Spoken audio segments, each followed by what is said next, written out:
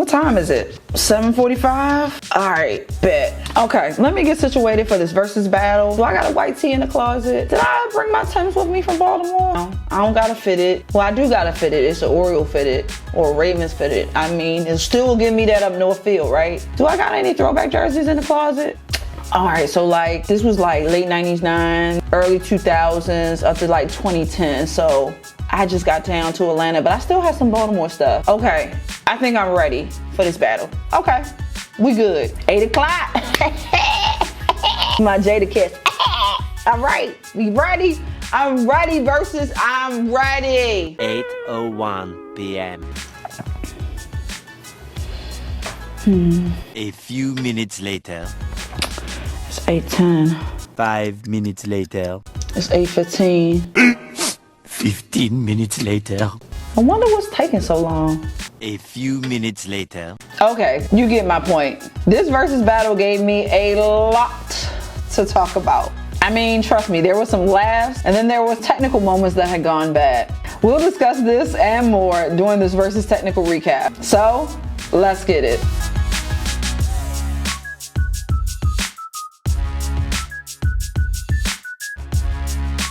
What's up everybody? It's your girl Chris, better known online as the Black Techie. Now it's been a few days since we've had the last Verzuz battle. I mean, Juneteenth was definitely hitting different this year, but I definitely like that battle. But I would be lying if I didn't say that people were definitely waiting for this battle to happen, me included. To me, it was no surprise that this battle didn't start on time. I mean, let's be honest. You know damn well this battle wasn't starting on time. Let's not lie to ourselves, people. We knew this was definitely going to be on CP time. However, that's not the content that I'm going to be focused on when it comes to this recap. Here on my channel, I focus on the technical component when it comes to these Verzuz battles. I make sure that I point out some of the flaws, some of the wins. And trust me when I say this, there were a lot of technical moments that happened during this battle, even when the battle first got started. So let's get right on into it. During this battle, there were 3 things that stuck out to me from a technical perspective. The first one is something that a lot of people mentioned and a lot of people were paying attention to. The sound, of course. Now, when I'm speaking specifically about the sound when it came to this Verzuz battle, I'm talking about the gain. It seemed like the gain was just like really low. Like if you come from a family of DJs or if you know people that are audio engineers, you know and you can tell when the gain on the volume is like definitely low. You can tell. Like let's just not and say we did, okay? You can tell the gain was low. So definitely coming from a family of DJs, my dad was a DJ and I have quite a few cousins that are DJs and VJs. So I know a lot when it comes to, you know, soundboards and DJ equipment. I was blessed with that. Cuzzos, thank y'all, because I learned a lot from y'all over the years, especially when it comes to these Verzuz battles. Okay, let me get back to the content. So when gains are usually low, they usually have like a real subpar sound. Like it sounds, you can tell it's weak, you can tell it needs some adjustment. Now when the gain is too high, which actually happened during this Verzuz battle, it sounded very distorted. They finally got it together and kind of met at a medium. So from then on out, the gain was pretty much fine, but that was definitely the first issue that I noticed during this Verzuz battle. I was actually shocked about it because the DJs that they actually had on set, like this is something that DJs everywhere around the world should know when it comes to their equipment, especially because of the fact that the Verzuz battle platform was not only on Instagram, but this time it was on Apple TV. It definitely should have been fixed beforehand. The second thing that happened during this Verzuz battle was the Instagram cutoff. I honestly thought we had moved on from this, but apparently not. Now, the Instagram cutoff issue hasn't been an issue for a while, during quite a few Verzuz battles. So I was actually shocked when this actually happened during this Verzuz battle. Apple TV didn't really shut down the entire time. They were good, but I could tell that they were trying to scramble on Apple TV to get the Instagram up and running. I really do have new goals and ambitions in life. I really want to hang out with young Jadakiss. He was everything.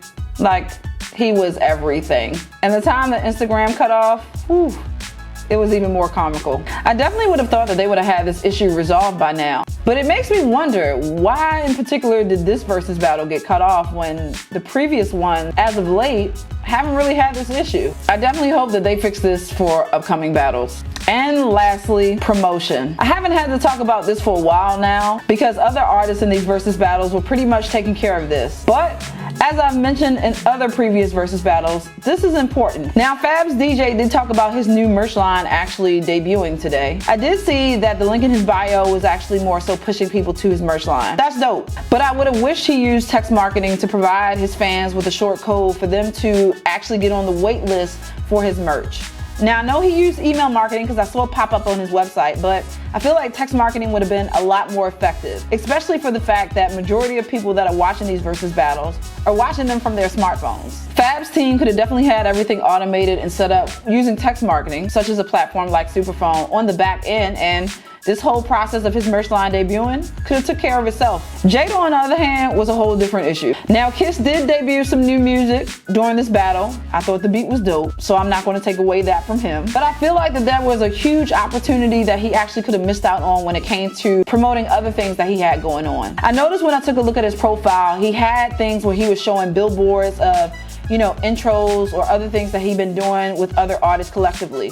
He definitely could have utilized text marketing to tell people if they were interested in working with him in that capacity. Text the phrase, "Kiss, I want you on my intro," to and whatever number that he had using Superphone, which would have been a great platform to use, to continue promoting that he was actually doing intros and other musical things for other artists, besides his own projects and other things that he could have been working on. I appreciated him showing love to people that have shown love to him and people that have helped him along during his career thus far. I appreciated that, genuinely I do. And I'm glad to see that Jadakiss is actually getting his flowers. He should have always been getting them because I think he's a dope artist. I feel the same way about Fab, but bringing this back to Jada because I want to stay on hand with the point about promotion. At the same time, I wish that Jada and his team made sure to plug things, but to send people to a text marketing list or even an email list, something to push people from off of Instagram to platforms that he owns and he can control. I'm all about leveraging social media, but I definitely don't want these artists relying on it. Yes, this was another great and entertaining battle. Like, seriously, I have ambitions and goals. I want to hang out with Jadakiss now. Like, I got to put that on my life list because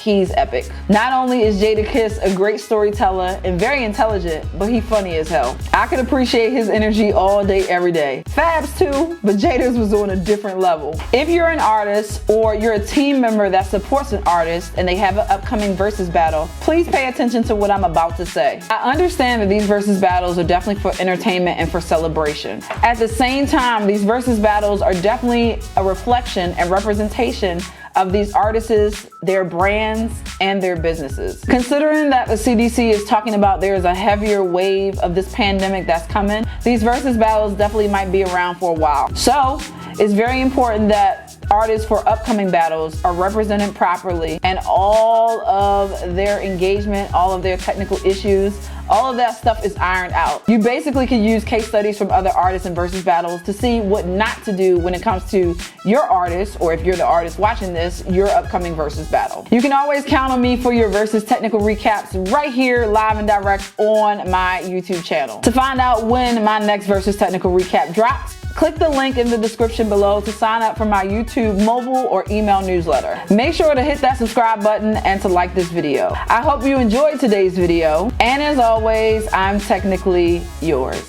Peace.